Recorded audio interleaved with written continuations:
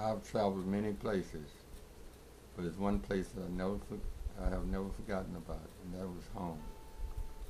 I was raised up in a place called Fifth Ward in Houston, Texas. I wrote this speech just for home. Fifth Ward is my home, place where I used to love to roam. Streets were safe and old folks always invited me in for a piece of cake. Fifth Ward is my home, where black businesses flourished and didn't have to watch out and worry. Families were strong and didn't tolerate any wrong. Neighbors was like sisters and brothers, for they looked out for each other. Fifth Ward is my home, and I ain't ashamed, 'cause I remember the days of fame, right near the railroad tracks where I used to walk the trails to my cousin's house, blowing my old gold sax. Cuz loved to hear the sound as he laughed and watched me clown. Then one day sax he found, a hidden talent he had that he blew from his heart and made it to the top. Never had to wait for anybody's shot. Down the street was a piano player who could play the keys more than anyone believed. Teamed up with cuz and others, and they lived out their dream. Fifth Ward is my home, place where I used to love to roam. Now segregation times were strong, but in Fifth Ward in those times, we were safe and we all felt like we belonged. One high school was all we had, handed down to grandparents, mom and dad. Everyone knew each other's family, and our lives were not a gamble. Fifth Ward is my home, place I used to love to roam. Good spirits I remember that makes my body chill and tremble. Talented folks have gone their own ways, some never looking back on how Fifth Ward was their resting place for their heads to lay, with their heads to lay. Fifth Ward is my home, place where I used to love to roam. As I took a look back across the railroad track and saw that everything was gone. No more nightclubs where the beat of jazz used to ring in my ears as I sipped on an ice-cold beer. No more barber shops where old men stood around shooting the breeze from something they heard or found. No more movies around the corner, a retreat from dad and mom's beat. Fifth Ward is my home, a place where I used to love to roam. We had our little fortune and fame before time rushed in and we all changed. But even so, the spirits are left behind, and I remember when everyone was so kind.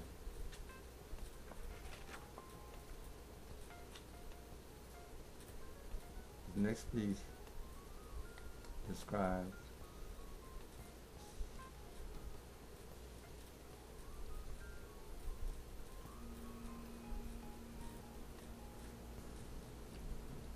the title is Leaving Something. Leaving something behind is the key to other souls. Passing something on to another generation so we can continue to build our nation. Each thought, every presence is so precious, whether small or big, to change someone's life into another lid. We are all sisters and brothers under one large sky. That's something we just cannot pass by. I lived through thick and thin, looking back on how we all survived. Even though a drastic change came, the simple presence of time is the same. We wandered into another space and time, but the simplicity of our existence never moved an inch, waiting for us all to return, weaving through the wisdom and experiences we learned to pass on to the unborn and born. Leaving something behind that's more than material and crystal glasses of expensive wine that carries a shine. Leaving something behind that others can feel and conceal. It has nothing to do with any money or bills. Something to bring a smile of relief, hope that keeps existence from being a crazy joke or mistake because others didn't get a piece of the cake. Leaving something behind that carries kind to other generations and minds. Opening eyes and windows to save sight from being so blind.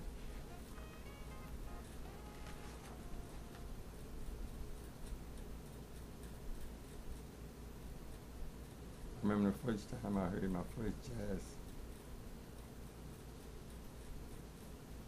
record. I was only 14 years old. I remember those days. So I wrote this and I called it Sweet Notes. I remember at 14 listening to the sound of jazz in my room. The friend and I were very rare at such an age to love the sounds of Art Blakely on the snare and Miles blowing his different styles. We used to close up in my small room and jam to the sound of sweet notes. Coltrane on tenor, Miles on trumpet, and Wynton Kelly on piano. Man, they could sure blow. We was jazz lovers and we all sat around discussing the album cover. Mom would yell and tell us to turn it down, but we always turned it back up when she left for town. Brubeck with Desmond, cool, smooth, alto sax, and bass on bass just made us sit back and untie our shoelace. The sound of sweet notes brought light to our young souls, a comfort from being so cold. Coltrane, our idol, as he blasted away to fame, and when he died, old tenor sax just wasn't the same. Sweet, smooth notes of Train still lived in spirit. We would always speak his name. Gene Ammon we found, and man, what a sound. His sweet notes were so slow as he blew a tenor that sounded like an echo in a canyon below. They called him the Jug. The deep sound made our heads spin around as he tuned up on Angel Eyes right before he died. I remember when I was 14, listening to jazz with a friend, sitting back and our bodies relaxed, talking a little trash.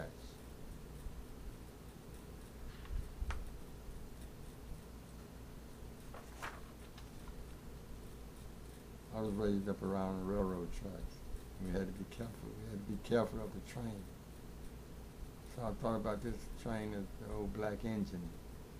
The sound of the train throughout the night always awakened me, rested sometimes all day from the noise of that old black engine that shook the walls as a loud screaming whistle called. Voices was heard in the wee hours of the morning where somebody tried to beat that old black engine around the corner. Avalanche police cars sounded from far away as sleepy-eyed folks mumbled and watched their body that lay, Scary that old black engine could be, send you to your grave in a hurry. At every crossing, the old black engine screamed, and you better stop, or you will never again have a dream. The sound of that old black engine just a few feet away from my house. When it roared, even a mouse you couldn't see. The tracks was long, and sometimes I counted the boxcars as that old black engine played a bad song. Sometimes it stopped and stood still as some impatient folks jumped the boxcars. A few made it, and a few got laid. The roaring sound of that old black engine, more powerful than me or any others could be. My mother always scolded, "Boy, don't play with that old black engine, because it ain't nobody's toy."